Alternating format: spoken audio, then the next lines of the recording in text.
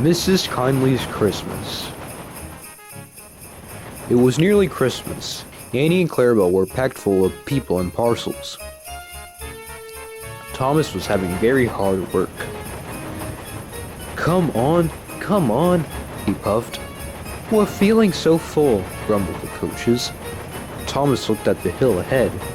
Can I do it? Can I do it? He puffed anxiously. Suddenly he saw a handkerchief waving from a cottage window. He felt better at once. Yes, I can, he puffed bravely.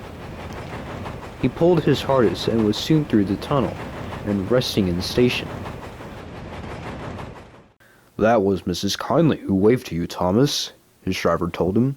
She has to stay in bed all day. Poor lady, said Thomas. I feel sorry for her. Engines have heavy loads at Christmas time, but Thomas and Toby didn't mind the hard work when they saw Mrs. Kyndley waving. But then it began to rain. It rained for days and days. Thomas didn't like it, nor did his driver. Off we go, Thomas, he would say. Pull hard and get home quickly.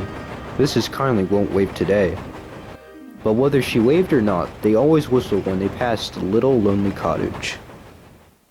Its white walls stood out against the dark background of the hills.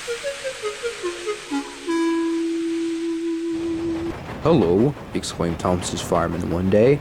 Look at that. The driver came across the cab. Something's wrong there, he said. Hanging flapping and beraggled from a window of the cottage was something that looked like a large red flag. Mrs. Kyndley needs help, I expect, said the driver, and put on the brakes.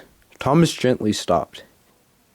The guard came squelching through the rain up to Thomas's cab, and the driver pointed to the flag. See if a doctor's on the train and ask him to go to the cottage. Then walk back to the station and tell them we've stopped. The fireman went to see if the line was clear in front. 2 passengers left the train and climbed to the cottage. Then the fireman returned. We'll back down to the station, said the driver, so that Thomas can get a good start.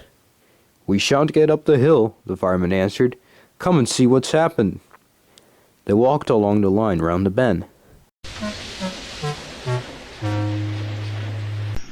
Jiminy Christmas, exclaimed the driver. Go back to the train. I'm going to the cottage.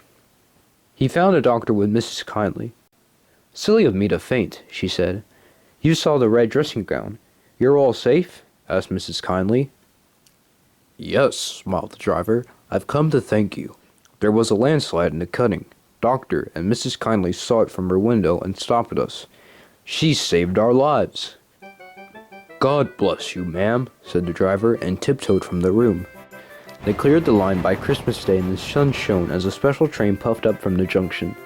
First came Toby. Then Thomas, with Annie and Clarabelle, and last of all, but very pleased at being allowed to come, was Henrietta. The Fat Controller was there, and lots of other people who wanted to say thank you to Mrs. Kyndley. Beep, beep, beep.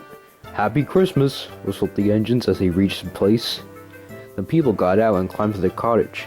Thomas and Toby wished they could go too. Mrs. Kyndley's husband met them at the door. The Fat Controller, Thomas's driver, fireman, and guard went upstairs, while the others stood in the sunshine below the window. The driver gave her a new dressing gown to replace the one spoiled by the rain.